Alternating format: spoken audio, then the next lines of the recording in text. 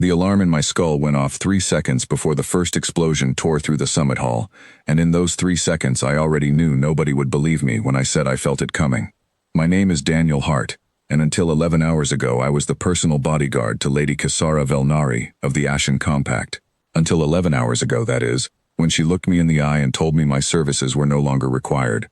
Let me back up, because you need to understand how we got to the moment where the ceiling above 400 alien dignitaries came apart in fire and smoke, and I was the only human standing in a room full of people who thought humans were obsolete.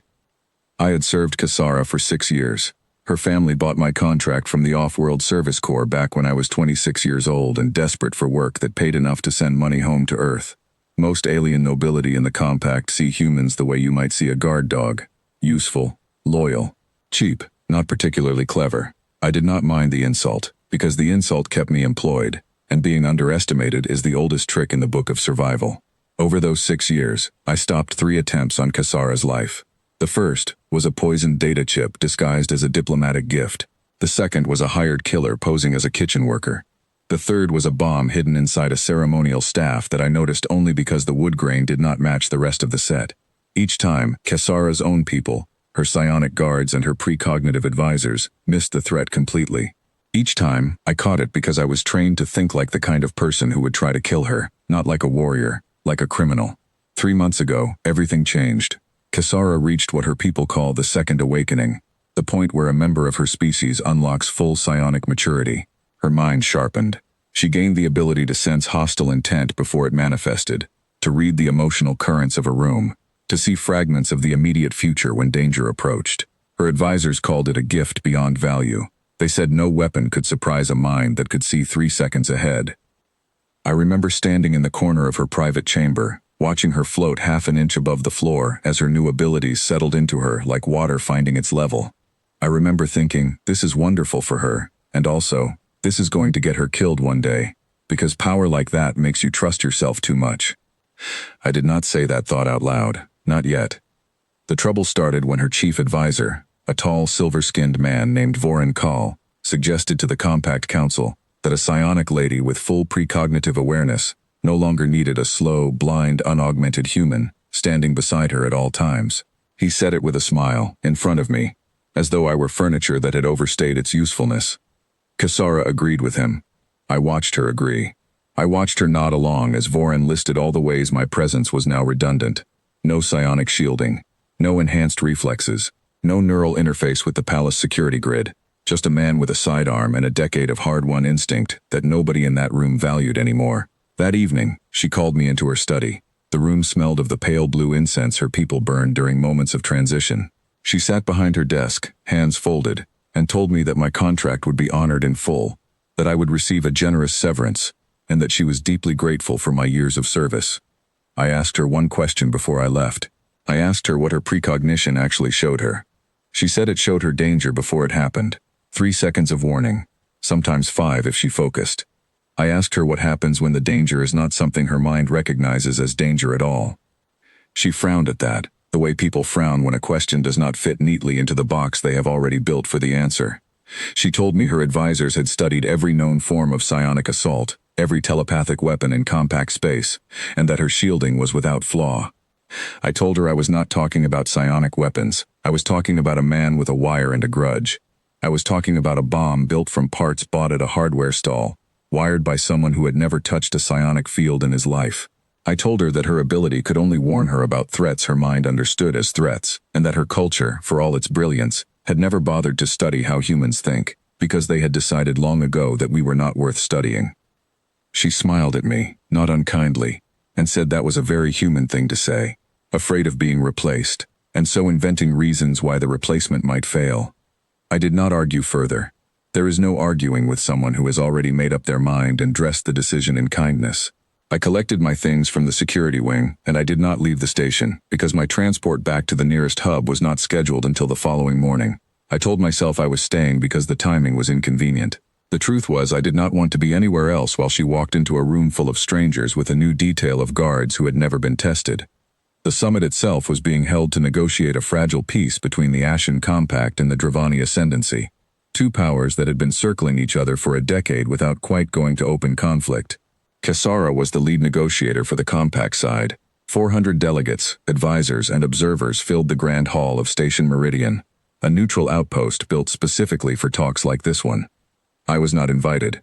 I was, technically, no longer anyone's bodyguard.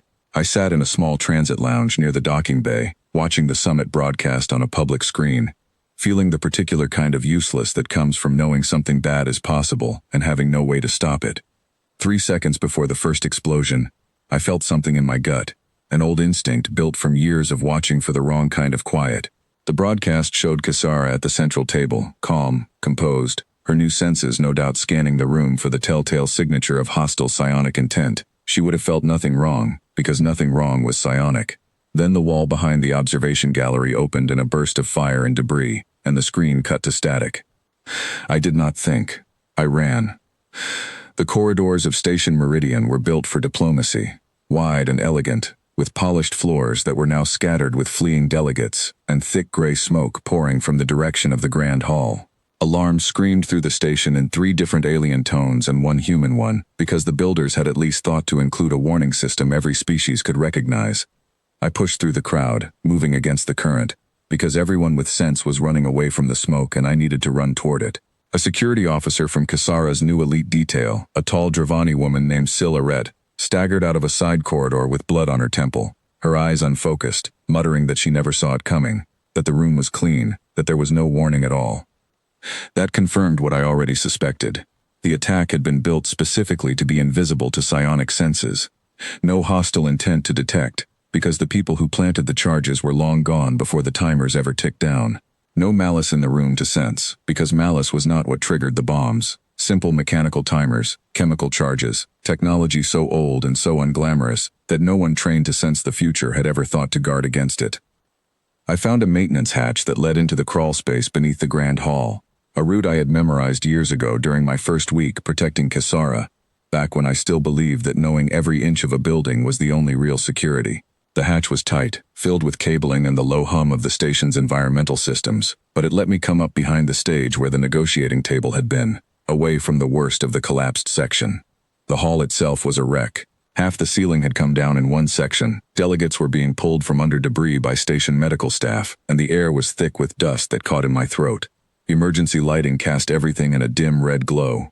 I could hear Voronkal's voice somewhere in the chaos, shouting orders that nobody was following, because none of his training had prepared him for a crisis that could not be solved by looking 3 seconds into the future. I found Kasara near the collapse section, kneeling beside a fallen aide, her hands glowing faintly with a healing technique her people use in emergencies. She was alive. She was, for the moment, safe. But I could see, even through the smoke, that this was not over. There is a particular kind of stillness that settles over a crowd right before the second wave of an attack. A stillness that has nothing to do with psionics, and everything to do with pattern. I had felt it before. In smaller, uglier situations back on Earth, and on half a dozen colony worlds. The first explosion clears the room of anyone with quick reflexes and puts everyone else into a state of shock and confusion. The second wave comes when the target is exposed, disoriented, and surrounded by people too rattled to notice a lone figure moving with purpose through the wreckage. I saw him before Kasara did, because I was looking for him and she was looking for danger her mind could name. A man in a station maintenance uniform, moving with too much purpose through the rubble, heading directly for where Kasara knelt. His hands were empty. That was the detail that gave him away. Everyone else in that hall was either helping the wounded or clawing at debris looking for someone trapped beneath it. He was walking with his hands loose at his sides, patient, unhurried, the way a man walks when he already knows exactly what he is about to do and does not need to rush. I did not shout a warning. Shouting would have told him I had seen him and given him time to change his approach. Instead I moved, cutting across the broken floor at an angle that would put me between him and Kasara before he closed the distance. He noticed me 3 steps too late. I saw his eyes widen slightly as he registered that a man he had accounted for, a dismissed bodyguard who should have been off the station entirely, was now standing directly in his path. In that half-second of surprise, I closed the gap and drove my shoulder into him, knocking him sideways into a fallen support beam. Something small and metallic skittered from his hand across the floor. A device no bigger than a coin, the kind of simple triggering mechanism that would never register as a psionic threat because it was not carrying any intention at all until the moment it was used. He recovered fast, faster than I expected, and threw a strike that caught me across the jaw hard enough to make the red emergency lights swim. I have been hit harder. I grabbed his wrist before he could pull back for another attempt, and twisted it the way I had been trained to do 100 times in the Corps, until he had no choice but to drop to one knee, or risk real damage to the joint. He dropped. I pinned him there, my knee against his back, and called out for the first time since I had entered the hall. Kasara turned, and for one long moment, our eyes met across the wreckage. I watched something shift in her expression, the particular look of a person realizing that everything they believed about the shape of danger had just been proven incomplete. Station security arrived moments later, drawn by the noise, and took the man into custody. He said nothing, which told me everything. Men who talk when caught are usually acting alone. Men who stay silent are usually protecting someone bigger than themselves. It took another hour before the hall was fully secured and the wounded were moved to medical bay. I stayed, because leaving felt wrong, and because a small part of me suspected the danger was not entirely finished. Kasara found me near the docking corridor, sitting on a bench with a cold pack pressed to my jaw, waiting for the transport that would take me away from the station and out of her life for good. She sat down beside me without asking permission, which was new. In 6 years of service, she had never once sat beside me as an equal. She always sat above, and I always stood below, and that was simply the shape of things between a noble and her hired protection. She asked me how I knew. I told her the truth. I did not know, not for certain. I felt it. The way you feel weather changing before the clouds arrive. 6 years of watching people who wanted her dead had taught me to notice details that had nothing to do with intention and everything to do with behavior. A man with empty hands walking with purpose through chaos. A silence that did not match the panic around it. These were not psionic signals. They were human ones, the oldest kind, built from pattern recognition that no amount of galactic technology had managed to replace. She was quiet for a long moment, turning that over in her mind. Then she asked why I had come back into the hall at all, when I no longer worked for her, when I had every reason to let her new guards handle a crisis that was, by her own decision, no longer my responsibility. I told her that loyalty for humans does not work the way it works for her people. We do not calculate whether a debt has been paid in full before deciding whether to help. We show up because the alternative is living with the knowledge that we could have done something, and chose not to. I told her that was not wisdom or nobility. It was simply how we are built, the same stubborn, inconvenient trait that had gotten humanity through every disaster we had ever survived on our own world before the Compact even knew our star existed. She looked down at her hands, the same hands that could heal wounds and sense danger 3 seconds before it arrived, and admitted, quietly, that those hands had done nothing to warn her about a man with empty palms and a coin-sized trigger. I did not gloat. There was no satisfaction in being right about something that had nearly gotten her killed. I simply told her that her new abilities were extraordinary, and that they would save her life many times over against threats her mind was built to recognize, but that the universe was full of dangers built specifically to avoid recognition, low and simple and unglamorous, the kind that only someone trained to think like the desperate and the clever could ever hope to catch. She asked me, then, if I would consider staying. I told her my transport was already scheduled. She said she was not asking as a noble making a request of hired staff. She was asking as someone who had made a mistake and wanted the chance to correct it. She told me that Voronkal's entire security philosophy would be reviewed, that her new detail would be retrained to consider threats beyond the psionic, and that she wanted, if I was willing, for that retraining to begin with me. I thought about my severance payments sitting in an account back on Earth, enough to buy a small piece of land and disappear from all of this. I thought about 6 years of watching her back, of learning the particular rhythm of her moods, of knowing exactly how she liked her tea in the morning, and exactly which advisors she trusted least. I thought about the coin-sized device still sitting in an evidence locker somewhere in the station, a reminder that the next attempt would not repeat the same mistake twice. I told her I would stay, on one condition, that she never again mistake my usefulness for something that could be measured only against her own abilities, that the value of a human standing beside her was not a smaller version of what her psionics could do. It was something entirely different, built from a different kind of seeing, and it worked precisely because it did not look anything like what her enemies expected her protection to be. She agreed.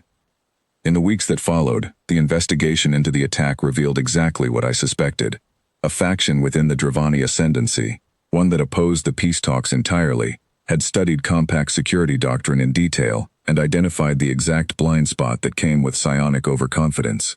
They had hired human contractors specifically because human methods left no psionic trace, no telltale signature of hostile intent for any precognitive mind to catch. It was not an accident that the attack succeeded as far as it did. It was a calculated bet that a room full of the galaxy's most advanced minds would never think to guard against something so simple. The bet almost paid off. It failed only because one person in that hall had spent 6 years learning to think the way the attackers thought, and because that person refused to stay away even after being told he was no longer needed. Kasara went on to finish the negotiations, delayed by 2 weeks but ultimately successful, and the fragile peace between the Compact and the Ascendancy held, at least for the time being. Voron Kal was quietly reassigned to a research post far from any position of real security influence, and the new detail assigned to Kasara included, for the first time in Compact history, human advisors brought in specifically to teach pattern recognition that had nothing to do with psionics at all. As for me, I stayed. Not because the pay was better, though it was, and not because the severance had somehow lost its appeal, though it had. I stayed because somewhere in that smoke-filled hall, watching a woman who could see the future stumble on a threat she never saw coming, I understood something about my own people that I had always known instinctively but never said out loud. We are not obsolete. We are not the weaker cousins of species who evolved abilities we will never have. We are simply built differently, shaped by a history of scraping by without shortcuts, without precognition, without shielding, learning instead to read the small human details that no amount of advanced technology has ever managed to replace. And in a galaxy full of minds convinced that the future can always be seen coming, there will always be a place for the ones who learned, the hard way, exactly how to become invisible to it. Kasara never again suggested that I was unnecessary, and somewhere out among the stars, I suspect, there are others like her, other powerful minds convinced that humanity's simplicity makes us small. I hope, for their sake, that they learn the lesson before their own moment of empty hands and quiet footsteps arrives. I hope for their sake that they learn it the easy way, and not the way Kasara did, in fire and smoke and the sudden, humbling discovery that the future is not always the only thing worth watching for.